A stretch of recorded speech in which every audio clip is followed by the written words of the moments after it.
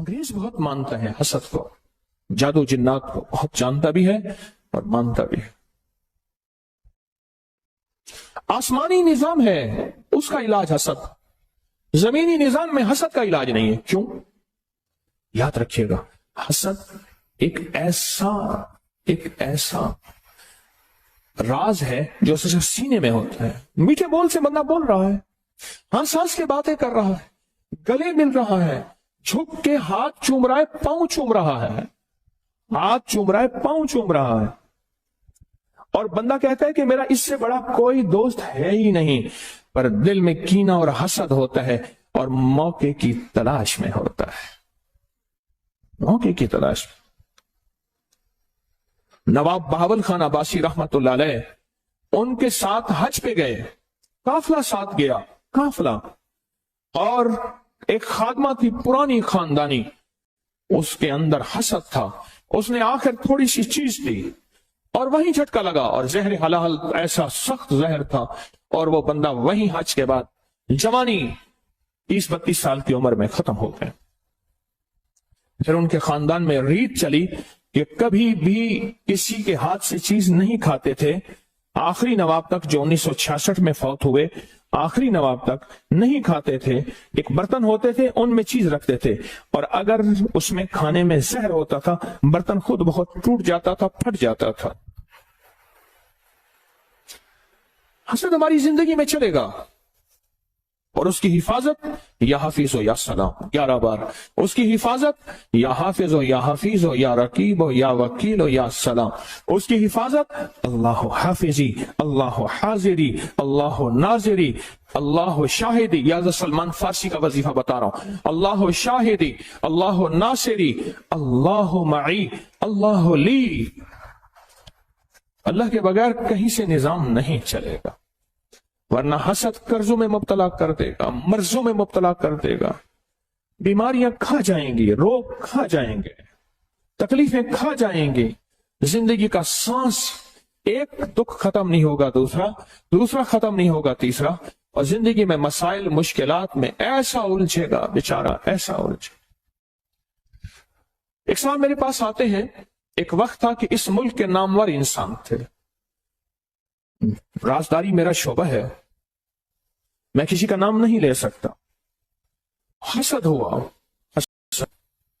پہلے تو اس کو سمجھتے رہے کہ میرے پاس حالات ہیں، کاروبار تھے، ملیں تھیں، ختم ہوتی گئے، کاروبار ختم ہوتے گئے، پھر عزت پہ حسد ہوا، پھر وقار پہ حسد ہوا، پھر شہرت پہ حسد ہوا، پھر جسم پہ حسد ہوا، اور ایک وقت یہ آیا کہ وہ زندگی کی ہر چیز ہار گیا، زندگی کی ہر چیز ٹوٹ گئی اور ہر چیز چھن گئی، کچھ باقی نہ بچا،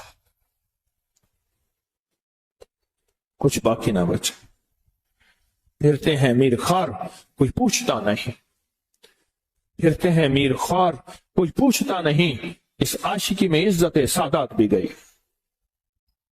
سب کچھ چلا گیا، ہر چیز ختم کر دی، حسد کھا گیا۔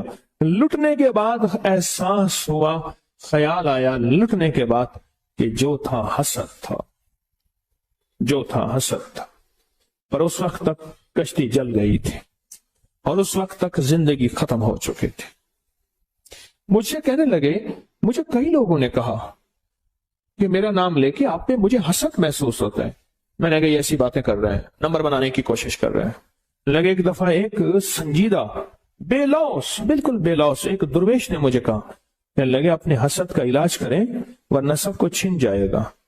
کہا ان کی بات سے مجھے جھٹکا تو لگا، اور مال دولت عزت شہرت چیزوں کو ریل پیل ایسی تھی مجھے خیال ہی نہ رہا، میرے اوپر استقبال کی دنیا ایسی تھی، دولت کی دنیا ایسی تھی، اقتدار کی دنیا میرے پاس چیزیں ہے، مجھے خیال ہی نہ رہا کہ میں بس ٹھیک ہے۔ پر جب جھٹکا لگا نا، جب لٹ گیا سب کچھ تو جینے کا خیال آیا، جھٹکا لگا ہر چیز مجھ سے لٹ گئی، احساس ہوا کہ بس اب زہر اپنا اثر کر گیا ہے۔ پر بس زہر جب اثر کر جائے پھر قسمت والے بچتے ہیں، یہ حقیقت ہے، زہر جب اپنا اثر کر جائے پھر قسمت والے بچتے۔ مجھ سے کہنے لگے میں رات کو ایک فنکشن میں گیا, قیمتی بوسکی کا 2 گھوڑا بوسکی کا سوٹ میں نے پہنا ہوا تھا, اور میں رات کو تھکا ہوا آیا نا, میں نے کپڑے ہی نہ بدلے, میں لیٹ گیا. صبح پتہ نہیں کتنے بجے میں اٹھا, دیکھا تو میرے سارا جو جسم ہے, یہ سینہ, اس پہ تازہ خون ہے, بالکل تازہ خون ہے. میں نے ہاتھ لگایا, ایسے دیکھا تو میرے ہاتھ خون سے بھر گئے, اور میں نے دیکھا کہ میں نے جس وقت جس طرف کروٹ بدلی تھی بستر میں, وہ حصہ بھی خون سے بھرا ہوا تھا. اب بات ذرا سننے کی ہے جو آپ کو میں سنانا چاہوں گا, غور سے سنیے گا میری طرف دیکھتے ہوئے.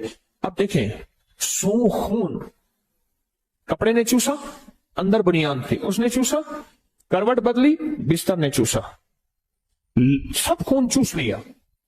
لیکن کہتے ہیں جب میں اٹھا تو وہ خون ایسا تھا جیسے کوئی چیز ذبح ہوئی ہو اور اندر سے نکل رہا ہو, بہہ نہیں رہا تھا, پھیل رہا تھا. حالانکہ خون تو کپڑے نے چوس لیا تھا, بستر کی چادر نے چوسا ہوگا, تکیے نے چوسا ہوگا, 2 کپڑوں نے یعنی قمیص اور اندر بنیان اس نے چوسا ہوگا. تو خون تو نشان ہوتا, پر خون بظاہر خشک ہو چکا ہوتا, نہیں ہوا تھا, خشک نہیں ہوا تھا.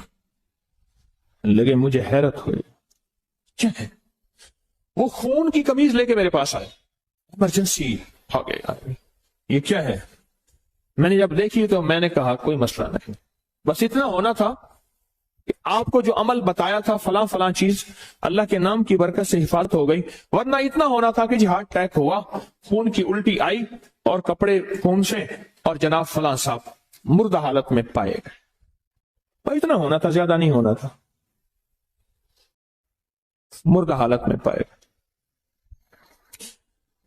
اور جب پتہ چلا تو پتہ چلا کہ وہ حسد میں مبتلا تھے, محسود تھے.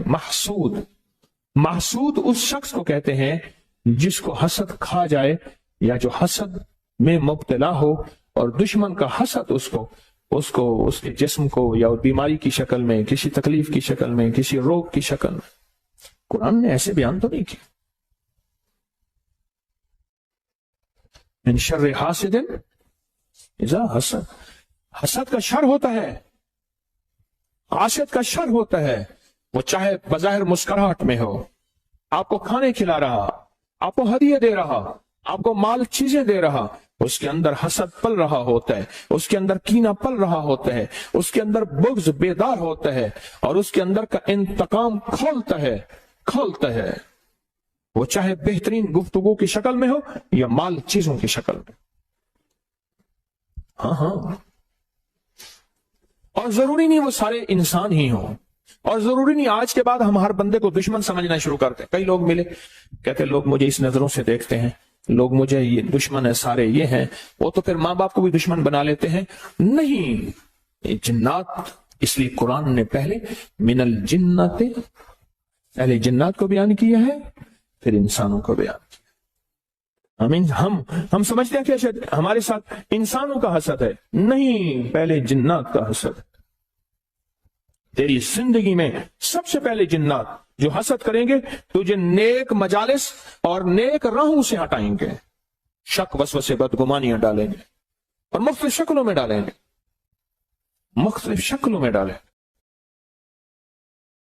تاکہ تو نیک, اور پھر منہ سے نکلوائیں گے تبصروں کی شکل میں, اور منہ سے نکلوائیں گے مختلف بدگمانیوں کی شکل میں, تاکہ تو ان راہوں کو چھوڑ دے, ان راستوں کو چھوڑ دے.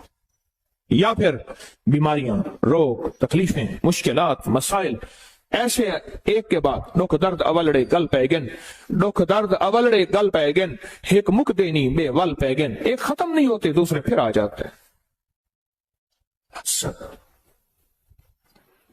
حسد